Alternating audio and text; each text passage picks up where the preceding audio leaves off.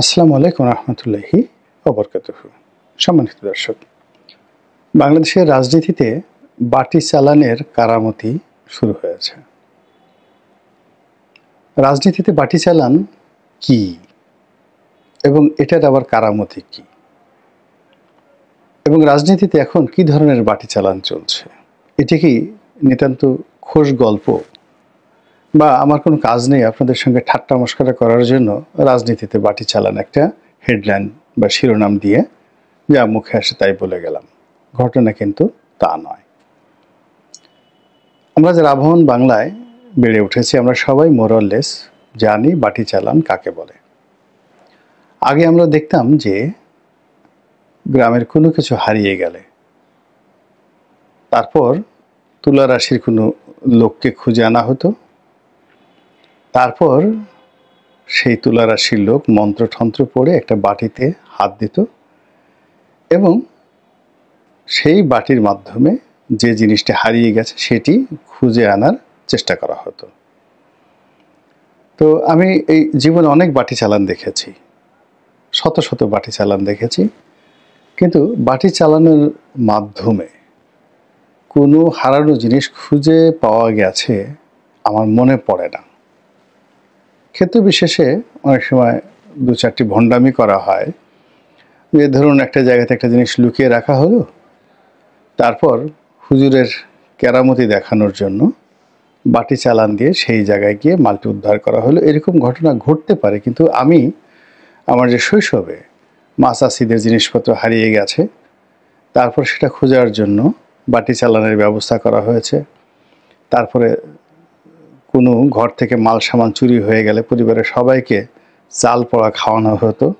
তো এইগুলোর যে বাস্তব যে ফলাফল, এটা আমি দেখিনি। ফলে বাটি চালানটি আমার কাছে অনেকটা ফ্যান্টাসি, এক ধরনের প্রতারণা, এক ধরনের বিনোদন। শত শত মানুষ দাঁড়িয়ে দাঁড়িয়ে বাটির চালান গ্রামের মানুষ দেখত। এখন অতি সম্প্রতি দেখলাম যে অত্যাধুনিক কিছু বাটি চালান শুরু হয়ে গেছে। আগে যেমন তুলা রাশির মাধ্যমে বা তুলা রাশির লোকের হাত বাটির উপর রেখে সেই বাটিকে চালান দেওয়া হতো, সেটার পরিবর্তে ইদানিং দেখা যাচ্ছে যে একটি লাঠি দিয়ে আর একটা বাটিকে ঘোরানো হচ্ছে এবং সেই বাটি, লাঠি যেদিকে যাচ্ছে বাটিও সেদিকে যাচ্ছে। এবং এটি আপনারা সবাই জানেন যে মোরলেস এটা চৌম্বক শক্তির মাধ্যমে এই কাজটি করা হচ্ছে। এবং এক ধরনের প্রতারক তারা এই হুজুর সেজে এই ধরনের ডিজিটাল বাটি চালান শুরু করে দিয়েছে, এবং সেই বাটি চালানের মাধ্যমে হারানো জিনিস তারা খুঁজে বের করে দেবে, এরকম বিজ্ঞাপন দেয়া হচ্ছে। আর এই দৃশ্য দেখার পরে আমার কাছে যেটা মনে হলো যে আমরা বাটি চালান কখন দেই বা আশা করি। প্রথম জিনিসটি হলো যে আমরা থানা, পুলিশ, প্রশাসন এগুলোর সাহায্য আমরা নিতে চাই না। ২ নম্বর হলো আমরা আসলেই জানি না যে জিনিসটি কোথায় আছে, আদৌ সেটা পাওয়া যাবে কিনা। তো এটার জন্য আমাদের বুদ্ধি, প্রজ্ঞা, মেধা, কৌশল এগুলো প্রয়োগ না করে আমরা খুব সহজে অলৌকিক ক্ষমতার মাধ্যমে হারানো জিনিস পাওয়ার জন্য ভণ্ডদের কবলে পড়ে এই বাটি চালান দিতে চাই। তাহলে বাটি চালানের মূল যে ক্যারিশমা সেটা হলো এটা ভণ্ডামি যারা করে তারা। আর দ্বিতীয়ত, এটার যারা আয়োজক তারা পরিশ্রম করতে চায় না, নিজের মেধা যোগ্যতা তারা খুঁজতে চায় না, এবং থানা পুলিশের ঝক্কি ঝামেলাও তারা করতে চায় না। এগুলো না করে অনায়াসে তারা তাদের যে কাঙ্ক্ষিত যে বস্তু সেটি ফিরে পাওয়ার জন্য বাটি চালানের আশ্রয় নেয়। যদি এই চরিত্রটিকে, অর্থাৎ বাটি চালানের এই চরিত্র বৈশিষ্ট্য বা ক্যারেক্টারিস্টিক্সটিকে আপনি যদি রাজনীতিতে আনেন, এই সময় রাজনীতিতে আনেন, আপনি স্পষ্টতই বুঝতে পারবেন যে এখানে একের পর এক বাটি চালানের মতো ঘটনা ঘটছে। আমাদের দেশে নেতা হওয়ার জন্য দিনের পর দিন, বছরের পর বছর মানুষ রাজপথে জনকল্যাণে কাজ করে, রাজনীতি করে।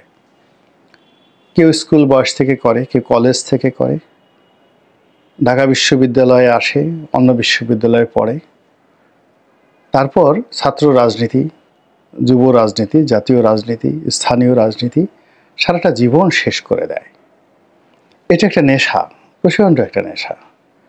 এবং অবাক করার ব্যাপার হলো যে এই রাজনীতির সঙ্গে জড়িত যে সমস্ত লোকজন তারা শতকরা ৩-৪ জন বা ২-৩ জন জীবনের সফল হতে পারে, অর্থাৎ কোনো রাজনৈতিক পদ পদবি পায় অথবা জনপ্রতিনিধি হওয়ার সুযোগ পান। বাকি ৯৭-৯৮% লোক তাদের সেই রাজনীতি করার যে অভিজ্ঞতা, এই অভিজ্ঞতাটাকে অন্তরের ভিতর ধারণ করে কেউ ব্যবসা করেন, কেউ চাকরি করেন, এমনকি কেউ ভিক্ষা করেন, কেউ চুরি করেন, ডাকাতি করেন, রাহাজানি করেন, অন্য পেশায় চলে যান।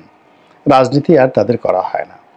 তাহলে দেখুন, যেখানে যারা রাজনীতি করতে আসেন, বিশ্ববিদ্যালয় বলেন, স্কুল কলেজ বলেন, তাদের মধ্যে একটা সাধারণ নর্মস থাকে, তারা অন্য 10টা মানুষের থেকে আলাদা, অর্থাৎ তারা কেবল নিজেদের কথা চিন্তা করেন না, অন্য মানুষের জন্য চিন্তা করেন, সমাজের কল্যাণ করতে চান, উপকার করতে চান। তো এই ধরনের মানুষ, লি কুয়ান সিঙ্গাপুরের যে প্রেসিডেন্ট ছিলেন, ফাউন্ডার প্রেসিডেন্ট, তো লি কুয়ানের শর্ত অনুযায়ী এই ধরনের মানুষের সংখ্যা হলো শতকরা 1 জন।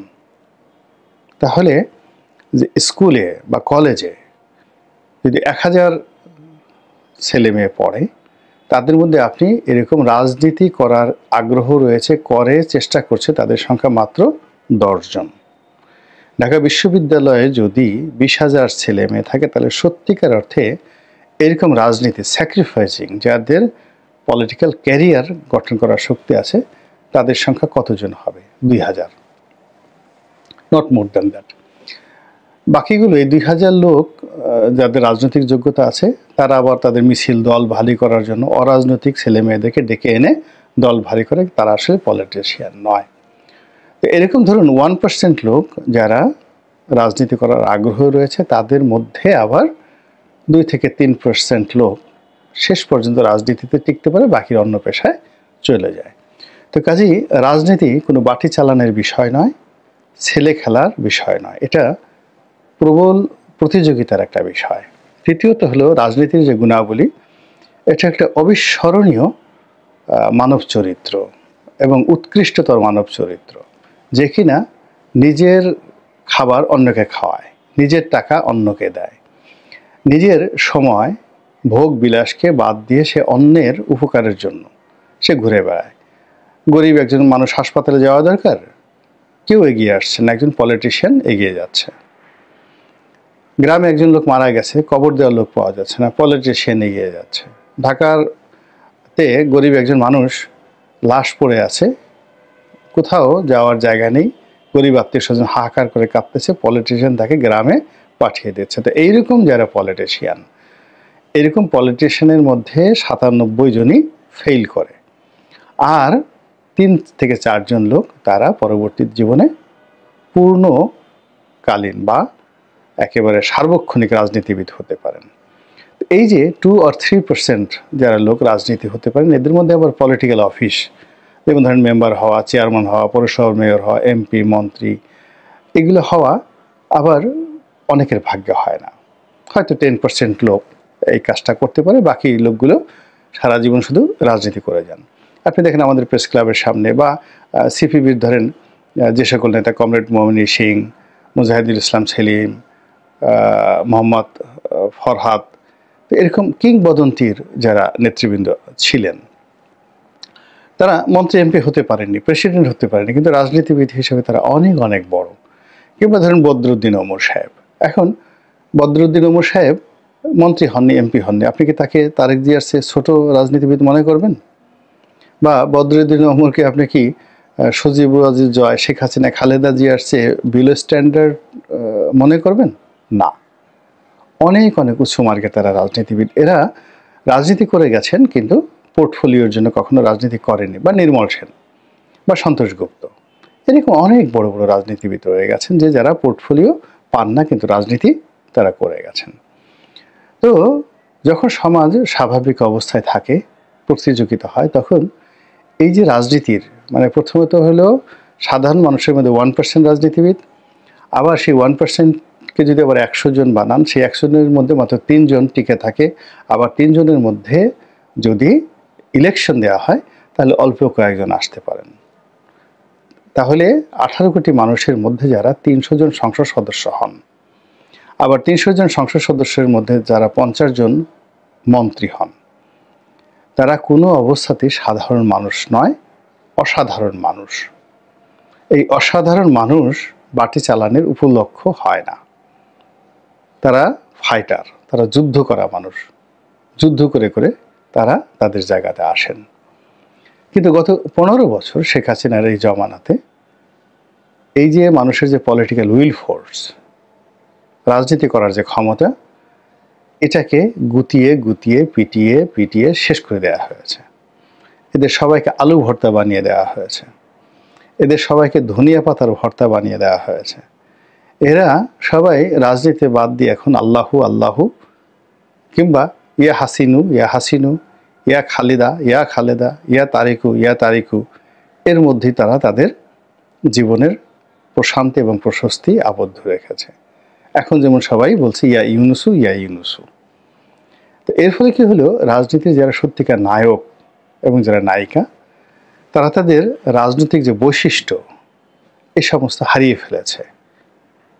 হারিয়ে ফেলার ফলে কি হলো, এখন সমাজে সব আছে, চোর আছে, গুন্ডা আছে, চোট্টা আছে, তারপরে শেষে ডাকাত আছে, ব্যাংক লুটেরা আছে, কিন্তু ওই যে সত্যিকার অর্থে যাদের যে পলিটিক্যাল উইল ফোর্স আছে, যোগ্যতা আছে, সেটি নেই। মঈনুদ্দিন ফখরুদ্দিন অর্ধেক শেষ করেছে, বাকি অর্ধেক শেখ হাসিনা শেষ করে দিয়েছে। এর ফলে কি হলো, হঠাৎ করে এখন আমরা রাজনীতির ময়দানে যাদেরকে দেখছি তারা আসলে কেউই পলিটিক্যাল লিডার নন।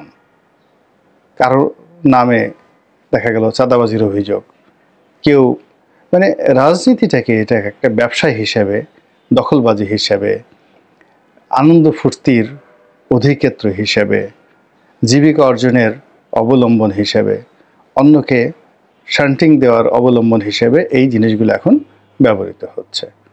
ফলে আমরা রাজনীতির জন্য নেতা পাচ্ছি না। তাহলে এখন আমাদের কি করতে হবে? বাটি চালান দিতে হবে। বাটি চালান দিয়ে কোথায় কোথায় রাজনীতির নেতারা হারিয়ে গেছে সেটা খুঁজে বের করতে হবে।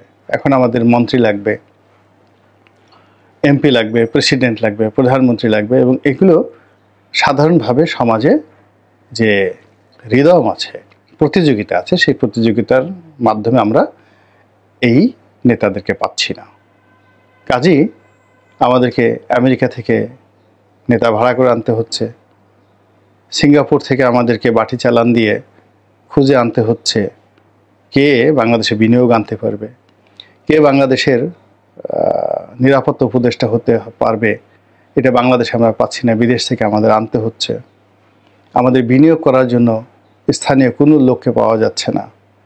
স্থানীয় সব লোকের মাজা এমনভাবে ভেঙে দেওয়া হয়েছে যে তারা ভিক্ষা করে খাবে, কিন্তু কোনো অবস্থাতেই একটা দোকান পর্যন্ত দেওয়ার আগ্রহ, উদ্দীপনা গত 15 বছরে ধীরে ধীরে সাধারণ মানুষের মধ্যে এভাবে চলে গেছে যে এর সাথে রিক্সা চালানো ভালো, ভিক্ষা করা ভালো, যে কোনো অফিসে চাকরি করা ভালো, দালালি করা ভালো, কিন্তু আমরা উদ্যোক্তা হব না। কাজেই উদ্যোক্তা আমাদের চীন দেশ থেকে আনতে হবে, আমেরিকা থেকে আনতে হবে, এবং এর জন্য বাটি চালান দিতে হবে, এবং সেই বাটি চালান দেওয়ার জন্য আবার সেই নেতা খুঁজে আনতে হবে বিদেশ থেকে। এরপর আমরা এখন পর্যন্ত জানি না যে আগামীতে সংসদ হবে না রাষ্ট্রপতি শাসিত সরকার হবে, দেশে প্রধানমন্ত্রী হবে নাকি রাষ্ট্রপতি হবেন, দেশে সংসদ সদস্যরা আগে হবে না উপজেলা চেয়ারম্যানরা আগে হবেন। তারা কারা? তারা কি আওয়ামী লীগের, বিএনপির, নাগরিক পার্টির? আমরা জানি না। সম্ভবত এখানেও আমাদেরকে বাটি চালান দিতে হবে, এবং সেই বাটি চালানের যে প্রক্রিয়া ইতিমধ্যে শুরু হয়ে গেছে, সেই প্রক্রিয়াতে দেশটিকে যে কোথায় নিয়ে যাবে, কোন রসাতলে নিয়ে যাবে, একমাত্র এই জমিনের মালিক আল্লাহ রাব্বুল আলামিন ছাড়া আর কেউ বলতে পারেন না। আল্লাহ আমাদের সবাইকে হেদায়েত দান করুন এবং হেফাজত করুন। আসসালামু আলাইকুম ওয়া রাহমাতুল্লাহি ওয়া বারাকাতুহু।